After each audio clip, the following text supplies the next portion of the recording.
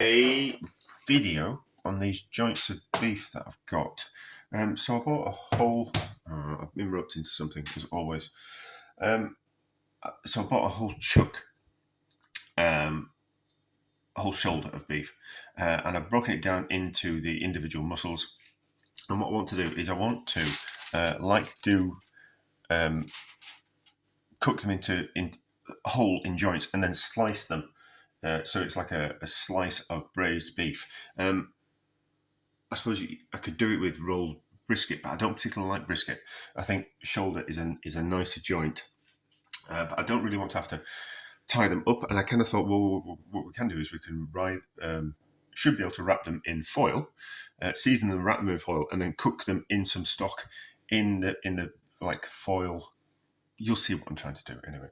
So individual joints like that. It should roll up pretty straight. It should quite. I've just woken up. So I'm a little bit. My brain's a bit. So I want it to be uniform. So like that. So when it rolls up, it should kind of stay in shape. So we're going to season because it's not going to get the flavour from the stock because it's going to be wrapped up in this foil. So it needs to be seasoned. And then I remember when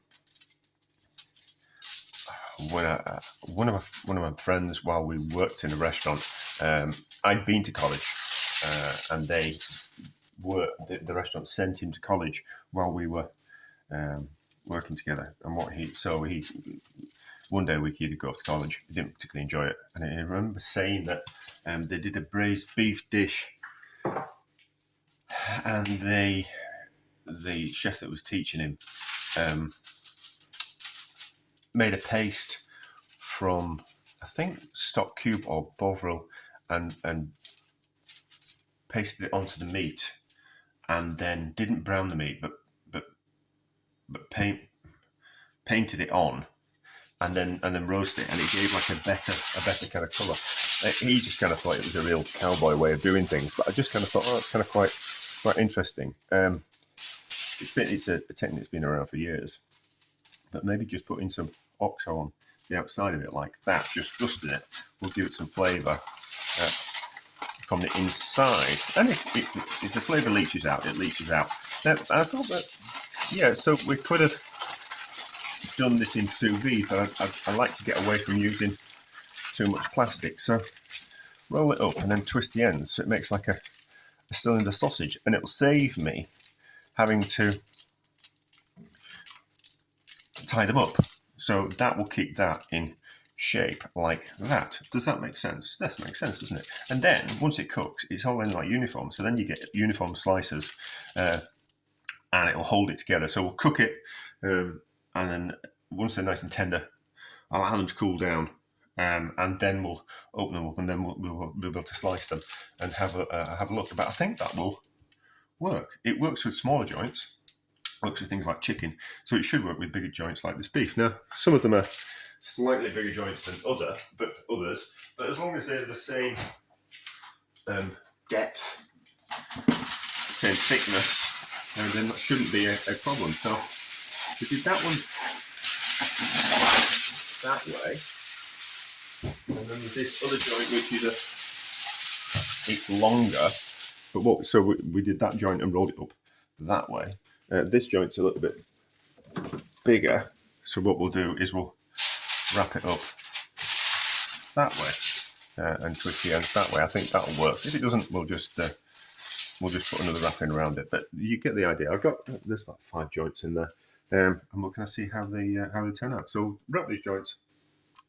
Do the same with this one and the others that I did with the first one. Oxo cube, bit of salt, wrap up, and then we'll be back when we'll put some stock over and kind of bring it up to the boil and see how we go. Yes, I'm making much more sense. I've woken up a little bit more now. Stock in the pan, and then I put the joints in the pan with some tomato passata. I just need to add some more water to the top of this. Tomato passata or tomato puree or tin tomatoes, just to add that umaminess to the to the stock. It's going to need some more stock cubes in that. OXO is my stock of choice. Some of these, one of these split at the end when I was wrapping it up. I didn't change the foil. What I did do is I just put another layer of foil on the outside just to kind of hold it into shape. Now, these ones come up to almost boiling point and then a slow simmer. Your only problem with braising things on top of the stove like this is as the stock is heated up, the meat wants to leach the heat out of that hot liquid. So you need to, how do I kind of explain this? You need to keep adjusting the temperature so it doesn't boil. I'm just doing a really rubbish job. Right, start again. So until the core temperature of the meat is at the same temperature as the stock on the outside, it's going to be very difficult to regulate the heat because the core temperature of the meat will be lower than the stock, and it wants to get to an equilibrium where everything's at the same temperature. So it's until it gets to an equilibrium, temperature on the inside being the same as the outside, very difficult to regulate the heat. You find yourself adding, you get the stock is at a good temperature and not particularly moving very much. There's no kind of bubbles kind of coming up, but then you find that the temperature drops and it's cooled down too much because the meat has drawn out that heat from the stock and change the temperature of the pan. So you kind of adjust the gas to kind of get it to the right temperature, which you think, and then it's wrong half an hour later. So you need to keep coming back and watching it and readjusting. And also the same that you can think that always, as the kernel temperature gets up to the same temperature as the stock, you can then be having too much heat from the gas, and it's starting to want to boil, and that's not what you want either. So you need to kind of adjust it for the first hour and a half, 2 hours worth of cooking. But we do it like a low and slow, which is a bit of a pain, but the low and slow is why you get tender meat. So it might need a little bit more stock on top of that. Probably will, actually, because the meat will expand as it's cooking, and then it will contract. So it certainly needs some more stock cubes in it, and it certainly needs a lid on that. So, but gently up to the boil, and then a slow simmer for probably 4 hours, something like that. I haven't done a very good job of explaining that because I'm not a very good teacher. I've had 5 hours. If we just stick the skewer in, it wants to easily come out. If it was uncooked and not tender, that the skewer would stick in and it would lift up the meat as we pull it out. But those are nice and tender, so we'll see what those are like when they've cooled down. These are still warm. Let's just see if we can roll them up a little bit tighter in a fresh bit of foil, so they'll still be malleable a little bit. And if we just roll them up, oops, we'll make a mess of this board, won't we? On the top of the cooker. If we just do that, we'll just hold them together a little bit more, and then we'll get more of a cylinder of meat. Probably should have done that when they're a little bit warmer, but not to worry. Now we've got messy hands. There's no clean jobs in the kitchen, is there? Apart from washing up, which I hate. Let's cut into one of these and see what we think. I've been thinking about this, and I just kind of think there are other ways around this. You could just tie it if you really wanted to, and just cook it in the stock, or you could cook the meat joints just in the stock and then roll it up when it's cooked. You have to be careful in the foil to kind of form it into a shape. So there's different ways to skin the cat. Not that we'd ever want to skin a cat, but you get what I mean. I'm just thinking maybe if we don't try, we don't find out, and I just think maybe this is a different way of doing it. But the OXO cubes certainly coloured it on the outside. So I'm not going to heat it up. I'm just going to see what it looks like. That looks alright, doesn't it? The end bits are going to be. I'll have those. We'll turn them into pie or something for myself. But that's alright, isn't it? That's alright. That bit of fat, but we'll work. That's a bit of a workaround.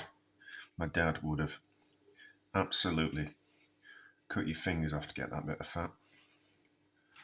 But how is it? It's nice and pink, isn't it? Even though it's been cooked for a long time, it's managed to a bit chewy on the outside. Should have maybe removed that bit of sinew, but how does it taste?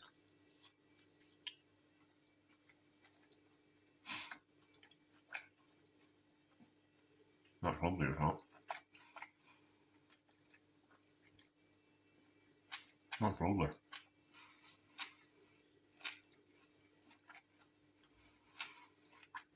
I mean, if it was heated up, it was super tender.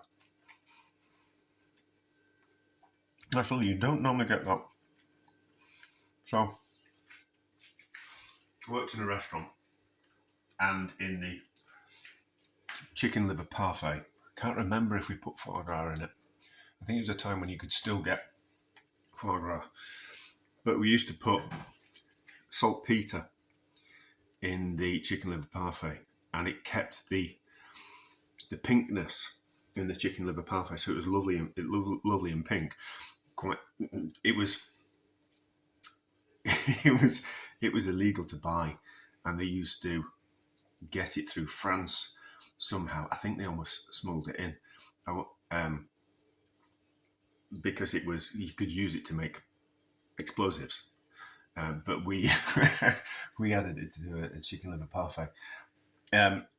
Highly dangerous as well, because it's like I don't know if it's like I think once it's in your system, once you've digested it, I don't think it ever kind of leaves your body. So you just kind of like, if you eat a lot of it, it just kind of builds up and builds up and builds up and eventually poisons you. But you don't normally get that pinkness without adding something to it. So like cooked meats in the supermarket, to kind of keep that pinkness in the sliced roast beef, there's chemicals added to it, but there's no need with that. Obviously, it will start to oxidize, and we'll lose that, and it'll go brown or grey type of colour. But that's been all right, is that? Oh, that's right.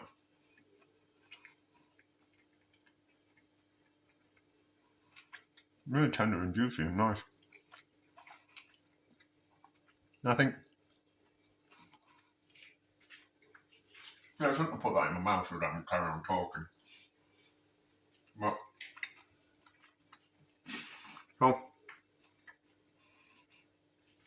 I just think it's a different way of doing the same thing.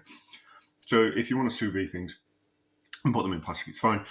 But you can just use foil. You could do the same and use cling film. But I don't entirely think that we shouldn't be cooking things in plastic, or cooking things with plastic right next to them. Certainly not for a long time. I'm just slightly concerned about the use of plastics. But foil, mind you, is aluminium any better for you? Don't know. I cook in aluminium pans, so I don't know. But it's just a different way of doing it, and if you haven't got the easier to roll something up in a bit of foil rather than tie lots of knots and tie something together, which it's kind of quite, as I've gotten older, you kind of feel it in your hands, like your hands just aren't quite as strong as they used to be, and it takes quite a lot to get some string and wrap it around something and tie it tight and to hold it together. So that's, I suppose, I'm kind of thinking about my life and my longevity, and I would still be able to do things that I want to cook, but maybe do them in a slightly different way, and using different techniques to kind of get the same result. And I think from that point of view, it works. And I certainly think putting the oxo cube on the outside would be better. I think it would have benefited from using twice as much foil to wrap it up. So like a longer piece, more of a waste, yes, of course. But But that works. That works. Yeah, and it will certainly be fine for my friend and what they want to use it for. But anyway, a success.